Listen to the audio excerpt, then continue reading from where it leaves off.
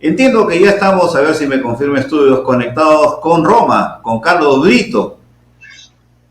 Si es así, ¿Cómo Carlos, estás, un gran abrazo. Ra- Te hemos tenido en varias Rafael? ¿Qué tal? oportunidades aquí en Ánfora 2021. ¿Estás en línea?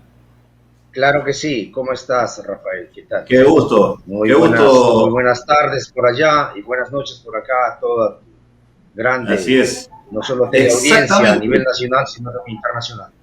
Así es. ¿Qué hora es allá, Carlos? Gracias por... Son las 18, perdón, 19:41 en este momento, Muy aquí bien, en Roma. estamos acá a 12:41. ¿Cuál es tu primera apreciación, Carlos, de cómo estamos aquí viviendo en el Perú esta segunda vuelta? Y además te voy a pedir que te detengas también en el tema del COVID-19. ¿Cómo está encarando Italia y cómo ves que está pasando las cosas aquí en el Perú? Bien, entremos por la primera parte que me solicitas. Mira, es un panorama político y con un escenario bastante preocupante para el país. Es un escenario que creo que nadie nos esperábamos y sobre todo es que vemos, como lo decía Roberto Sánchez, con quien coincido, también esto ha pasado en diversos partidos, incluyendo a nosotros, que las actas que nosotros tenemos y las que han sido publicadas por el Jurado Nacional de Elecciones, las que nosotros tenemos no son las mismas y también sobre eso estamos realizando como partido una denuncia ante el Jurado Nacional de Elecciones, porque pensamos y coincidimos, creo, aquí todas las fuerzas políticas, que es hora de restablecer no solamente la democracia, sino sobre todo la autonomía y la honestidad de sus instituciones, para tener la credibilidad, si no aquí perdemos todos. Eso es una primera apreciación. Y la segunda es de que es verdad lo que está sucediendo ahora en nuestro país por este tema de la segunda vuelta, donde se están, digamos, yo diría un poco como cuando decían los grecos y también como parte de la cultura romana, es decir, donde pareciera como que estamos llevándonos a una fiesta de la reanimación de los muertos, es decir, de reencarnar a los muertos, de revivir a los muertos, en donde están saliendo los viejos sistemas, llamados, algunos le dicen, algunos politólogos, el terruqueo, pero no es otra cosa más que sembrar la psicosis social, el terrorismo ideológico que quieren implantar a través de algunos medios. Y esto pienso que hace no solamente daño al país, sino hace daño incluso a la democracia y a la gobernabilidad del país. Entonces, dicho esto, eh, para que entiendan nuestros hermanos en el país, es de que ya desde el 2003, 2004, cuando en la época del señor Toledo se hizo, y aquí tengo una parte de los textos que son, como tú sabrás, más de 8.000 páginas, sobre la Comisión de la Verdad y de la Reconciliación Nacional. Y pensamos que esto sigue vigente, Rafael. Sigue vigente porque incluso en parte de las conclusiones, como propuestas de la CBR hacia la reconciliación nacional, porque de esto se trata, hermano. Es decir, entramos a un bicentenario y donde tienen que definitivamente verse y dar una visión de país de inmediato, de mediano y de largo plazo, y donde las fuerzas representativas en esta nueva composición del Congreso también tienen que tener esa visión.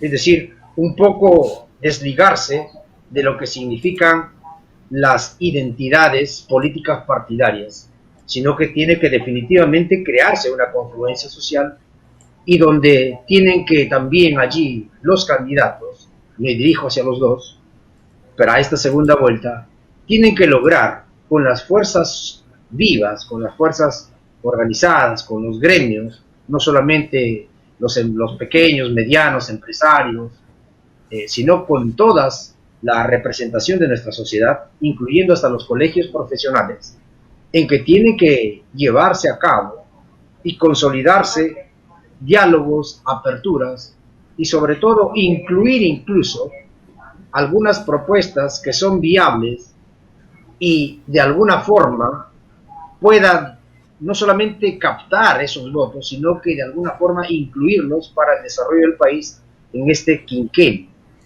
Y eso es lo que tiene que hacer, sobre todo con quienes coincidimos en fuerzas democráticas, en fuerzas alternativas e innovadoras. Sobre todo esto último que digo, innovadoras. Y eso tiene que ser en esta segunda vuelta, definitivamente, hermano. Entonces, dentro de ello, incluso hasta como parte de estas propuestas, cuando he citado a la Comisión de la Verdad y de la Reconciliación Nacional, por ejemplo, nosotros vemos, yo me he leído prácticamente todo, más de 8.000 páginas, y donde en ninguna parte, por ejemplo, de esta Comisión de la Verdad y de la Reconciliación Nacional, se menciona, pienso que no quiero con esto ni ser el erudito, ni dar clases de ciencias políticas a nadie, pero pienso que, por ejemplo, no han tenido o han considerado que también como parte de esta fractura social que hemos vivido por los años 80 al 2000, que también somos producto de esos 3.500.000 peruanos fuera, los migrantes. Somos producto de ese terrorismo que ha vivido nuestro país. Somos producto de esa crisis política, social, económica que se vivió en esos años negros de la historia del país, donde pensamos que nadie quiera que se repita, porque hay la necesidad de construir democracia, de una democracia participativa, fundamentalmente esta, y donde nadie ha mencionado el tema de los migrantes, que es parte incluso de lo que significa la Comisión de la Verdad y de la Reconciliación Nacional. Y aquí, en una de sus conclusiones, que no son de ningún partido político, sino más bien son como las propuestas hacia la reconciliación nacional, bien claro lo dicen, por ejemplo. Dice, para que la reconciliación sea viable, es necesario que el país enfrente 3 cuestiones vitales: la superación y resolución definitiva del conflicto, la discusión crítica de las ideas de reconciliación que tienen los distintos sectores políticos y sociales, y la adopción de políticas de Estado que atienda a las exigencias de la sociedad civil. Esto último implica una profunda reforma institucional, el cumplimiento de un plan de reparaciones de daños para las víctimas y la aplicación de sanciones penales a los responsables de crímenes y violaciones de derechos humanos. Es decir, la reconciliación en el Perú debe poseer ciertas características fundamentales que respondan adecuadamente y, por tanto, con justicia a la realidad concreta del país. Debe ser, en primer lugar, multiétnica, pluricultural, multilingüe y multiconfesional, y de manera que responda a una justa valoración de la diversidad étnica, lingüística, cultural y religiosa del Perú. Esto. Entonces, ¿qué cosa es lo que esto nos manifiesta? Nos manifiesta, Carlos, que hay la necesidad de hacer ciertos cambios. Para abreviar, te pido por favor para poder conversar y hacer las precisiones correspondientes.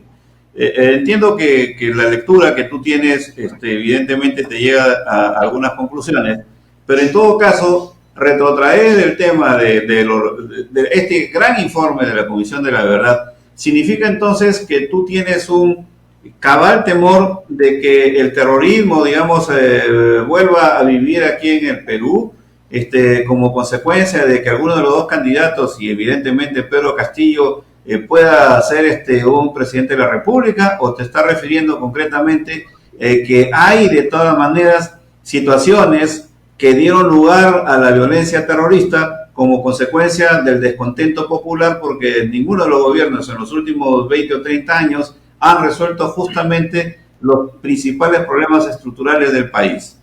¿Cómo resumes tú esta situación? Así es. Esa es, digamos, he citado esto porque hay la necesidad que los dos extremos, es decir, los dos extremos no van a ser, en esta coyuntura que nosotros tenemos, los extremismos no van a ser nada favorable para el país. Es necesario que hayan algunos cambios estructurales, pero esos cambios estructurales que vayan también de acuerdo sobre algunas temáticas que tengan que ver directamente con los llamados, no solamente la gobernabilidad, la democracia, la paz y sobre todo que deben de tener dentro de marcos jurídicos establecidos en nuestro país. Es decir, nadie queremos retornar a eso. Y esto es lo que, digamos, esta coyuntura actual en los mensajes es lo que nosotros pensamos que tiene que darse una variación total. ¿Por qué? Porque el Perú lo que necesita, lo hemos dicho nosotros, es un desarrollo integral, no solamente en el cambio de rumbo de su modelo económico, sino también sus instituciones.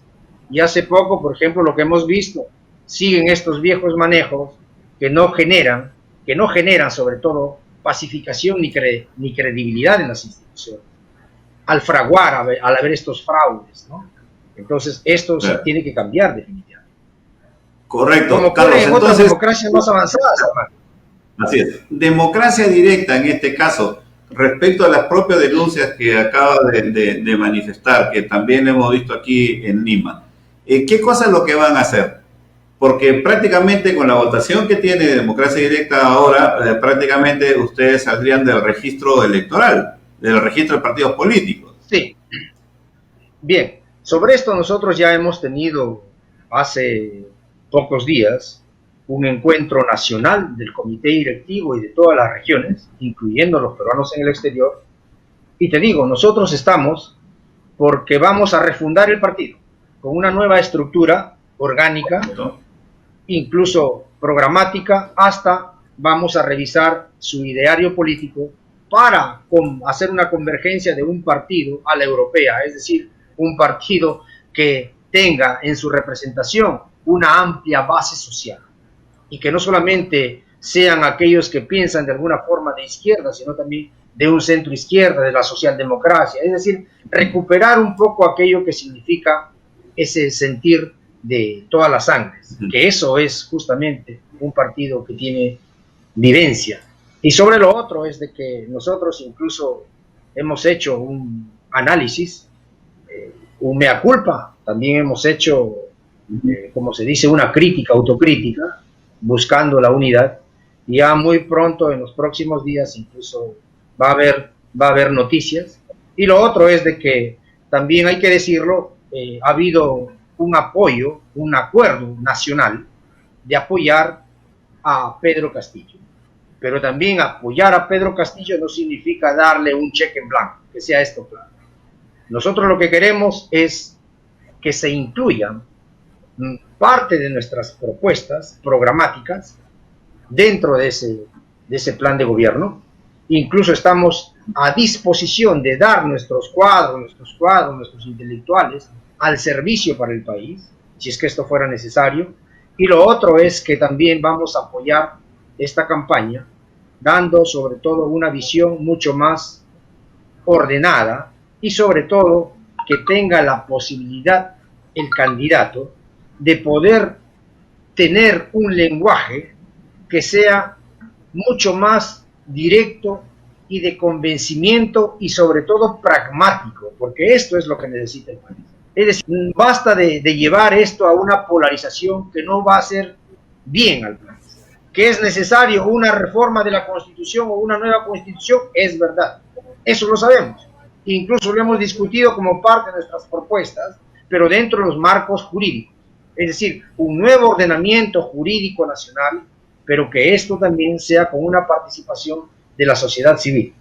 Y esto implica, dentro del artículo 31-32, que hay necesidad de hacer estas reformas, que lo puede hacer el Congreso o a través de un referendo, un acto referendario. Así lo hice, con las firmas que se tienen que realizar.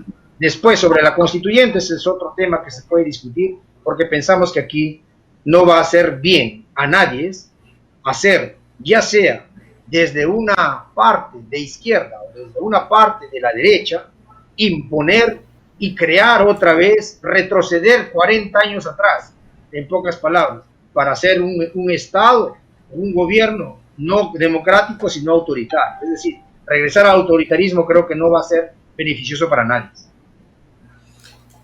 Carlos, una apreciación desde fuera, desde Italia, de cómo ves el tema, y con esto terminamos, porque ya nos acercamos a la 1 de la tarde aquí en el Perú, es sobre la estrategia del COVID y las vacunas. ¿Cómo están observando ustedes los peruanos que me imagino están preocupados por sus familiares que están aquí en nuestro país? Mire, hermano, nos preocupa porque todos, con los peruanos que hemos conversado, dialogado, todos hemos perdido, incluso quien te habla, hermano, hemos perdido familiares muy cercanos, hermanos, primos, padres, suegros, suegras, tías, etcétera. Y es doloroso. Y pensamos que todavía el gobierno, puedo decirlo, sigue jugando, es decir, se sigue jugando todavía.